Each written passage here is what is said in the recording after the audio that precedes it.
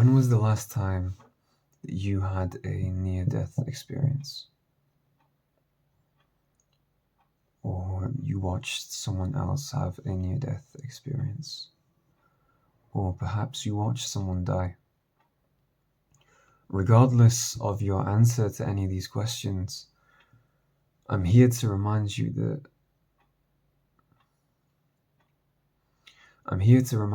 life is extraordinarily abrupt and it can end at any given moment. And I understand that that's a very dull start to a video. I imagine some people have already clicked off, but I say this for a reason. I went home on Friday, so this past week my exams ended and my family missed me. So I went home to spend some time with them, and I went to pray. I saw a friend at the mosque, and I suggested that we meet up later. And I was in a good mood. I was happy. I was walking home. I had my earphones in, and I was walking home around the time the school ended. So there were a lot of school kids coming out, and I was walking down the busiest road in my city. So there was a lot of traffic, a lot of buses, and the pavement was pretty packed. Now, I think that all men have done this, but I saw a group of kids coming towards me. And usually what I do when I see either a family or women or children is I move to the roadside, so right to the edge of the pavement, and I leave them space to walk on the inside so that they're safer. And I think that's just instinctual behavior. I didn't really think about it. And about 2 meters in front of me, this kid, instead of going into the space on the inside, steps onto the road without turning around to look behind him. And there was a double-decker bus, and it was traveling at, over 30 miles an hour. And he didn't see it. And it hit him. And I was trying to process what was going on. I was trying to process everything that was happening. And I stuck my hand out, kind of instinctively, and I felt his school blazer, in my hand, just about on the tips of my fingers. And by the time my hand got out, it was too late, and the bus hit him. So he slipped through my hands, and it made a thud when it hit him, and he slid about 20 meters, and this kid was 11 years old. And for those of you that live in the UK, this was one of those red line double-deckers. And he slides about 20 meters, and I'm dazed. So I stumble over to him, and I look down at him, and he's motionless. Completely motionless. Eyes half open. Doesn't even look like he's breathing, really.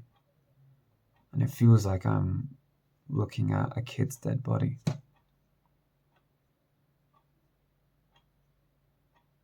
And all of a sudden I'm getting these flashes in my mind of this kid just out of reach. And I'm thinking, if I had reacted any quicker, if I had processed that any quicker, if I had stuck my hand out a little more, if I was stronger, maybe I could have grabbed him and I could have pulled him in. And I felt guilty because, to me, this kid was dead. That's all I could think. And he looked dead. And he stayed that way for about 3 or 4 minutes. And then he woke up, and he was slipping in and out of consciousness. And I had called 999 at this point. What was so fucking stupid is that, astaghfirullah, I shouldn't swear. What's so stupid is that because I had Bluetooth earphones, they kept connecting to my phone. So 999 kept cutting out and I was confused and I almost lost them. But I managed to get an ambulance. And he woke up and he was talking to the paramedic, but he still couldn't move. And, there's a group of kids around. Some idiots are taking pictures. And I'm trying to comfort the bus driver and tell him it's not his fault. His father shows up, the police come. The police are taking a report from me, but no one cares about his dad. So I'm trying to comfort his dad. I'm trying to tell him it's okay. It's alright. He's alright. He's woken up. He's talking. He's going to be fine. The paramedics say he's going to be fine. And he's lifted into the ambulance. And the ambulance drives away and everybody kind of disperses. And I'm stood there talking to the police officer. And she's running me through what's going to happen. And I'm writing a report, a witness statement. And she says I can go. And I walk off and I'm just thinking, what the hell? And I'm overcome with this feeling of shame and this feeling of guilt that I didn't get to him quick enough, that I didn't save this kid from getting hit. And it won't go away. And I don't know what happened to him. I don't know whether he's walked it off, walked out of the hospital on his own 2 feet after a couple hours, whether he's in a wheelchair, whether he's paralyzed, whether he's in a coma, whether he's alive. I don't know. I don't know. And I've tried to find out, but I don't know. And I have to live with the fact that I felt this kid, his life in my hands.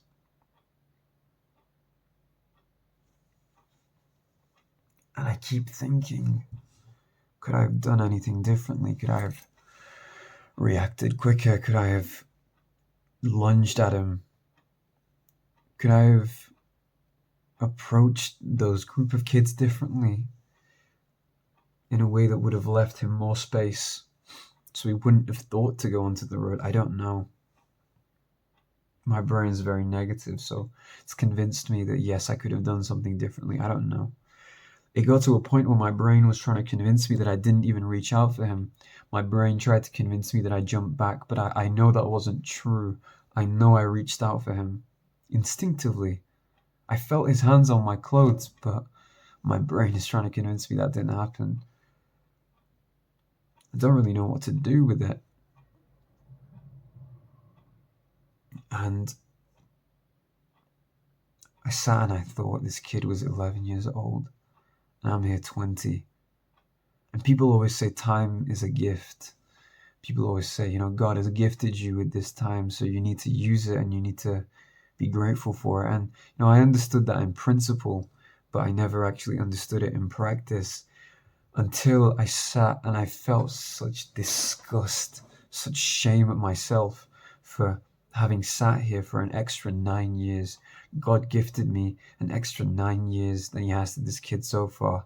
And what have I done with it? I've done absolutely nothing. I've done nothing with that time except make empty promises.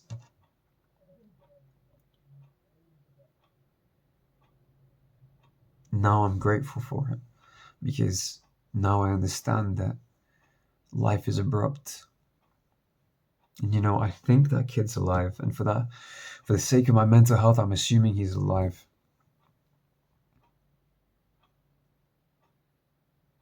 But he could have died. If he had taken one more step, he would have died.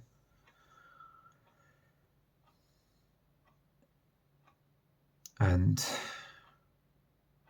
his life would have been over. This kid, when I was speaking to his dad, he told me that he has a little sister. His mum's waiting for him at home. His dad was going to go home after picking up his daughter.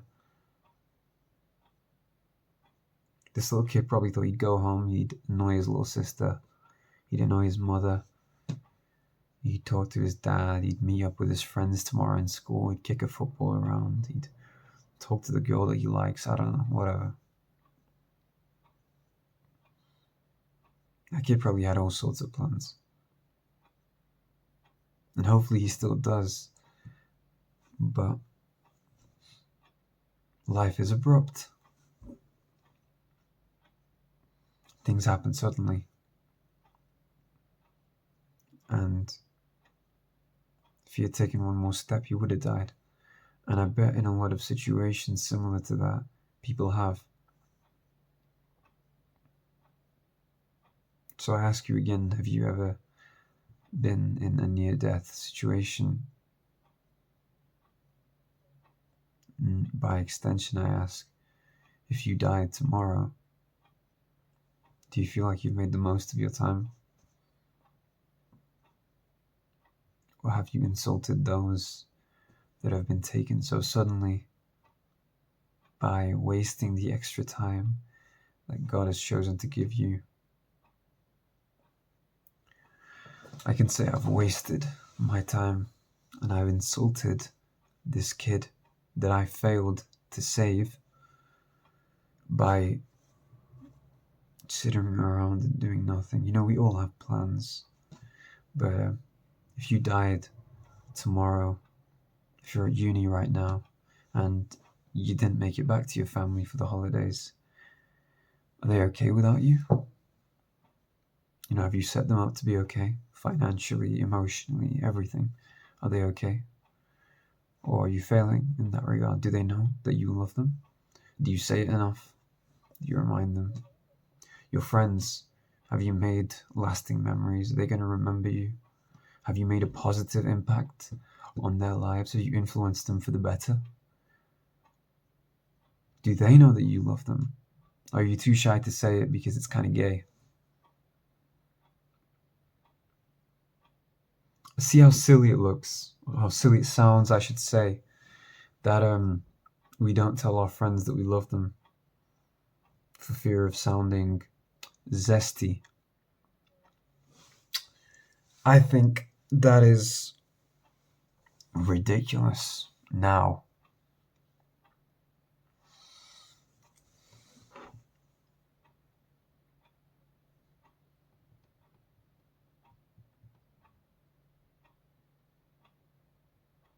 Have you made the most of your time?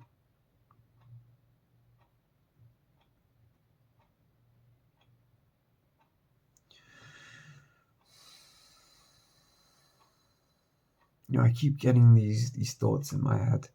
It's just this guilt, this image of this kid that I thought was dead. Man, that was a harrowing few minutes where I literally thought that this child had died, slipped out of my hands and died. And I had failed as a man. I did fail. Even if he's alive, I did fail.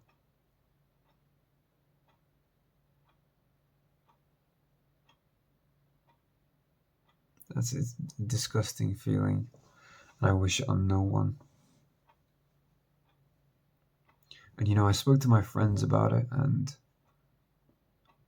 they said, well, I spoke to two people and you know, one of them said that I'm sure that God has done this for a reason. Because the kid woke up, he was speaking to the paramedic, he seemed to be okay. He's most likely alive and sure. But the reason that's all happened is so that you learn something. Because God has done this for a reason. And I think the reason he's done it is because I was not appreciative of my time. And I did not understand the abruptness of life. And I did not understand how sudden things can be. Now I do. And I wish I could tell you that in the days following I was extraordinarily productive and extremely motivated in bursts. This is pretty traumatic, so I think my brain has tried to push this to the back of my head. And in the moments I was alright, I sat around doing nothing. And then in the moments where I had these flashes of this kid lying dead on the floor, slipping through my hands, I just felt scared. You know, it would happen when I was out walking and I'd suddenly feel very, very nervous next to a road, or I'd see a bus and I would just freeze. And I've become hyper alert now, overthinking every little step I take. And it's not nice.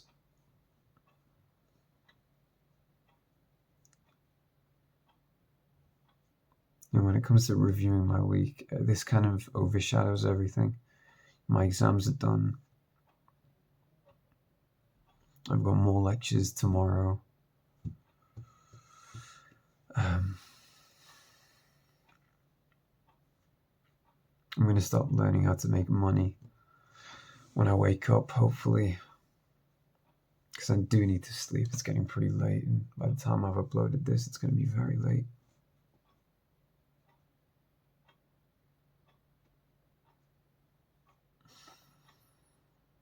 You know, this is probably one of the most emotional videos that I'll ever make. Probably one of the most important, but I'm dazed, I'm all over the place, I'm not really anywhere, and I can't really get my thoughts out properly. I hope this has made some cohesive sense to you, because it's so important to me that you grasp how sudden life is. It's so important to me that you grasp how abrupt life is, and how you are insulting the people that have gone before you in ways like this by wasting all of the years you've been given. People think that they have tomorrow to do things, that they have next week to do things, that they have next month, next year, that they can wait until after this and after that. You have today. You have now. What do you have guaranteed? You have now. You don't have tomorrow guaranteed. Like I said, you could die before you see your family again. You might not make it to your friend's house. You might never see that girl again. I know some of you are motivated by women, me as well to some extent.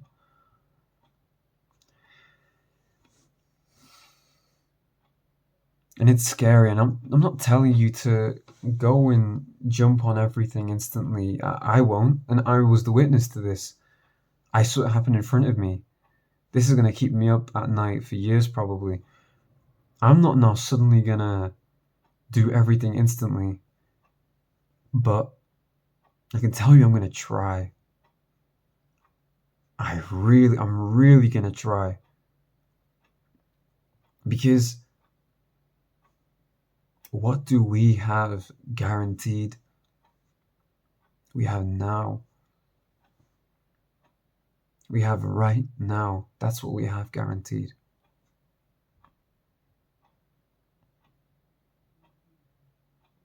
So to close this video off,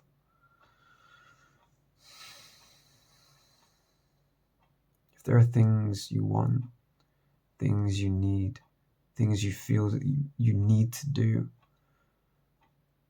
things that need to be taken care of, you got to tend to them now. You've got to tend to them now, because you might not have tomorrow.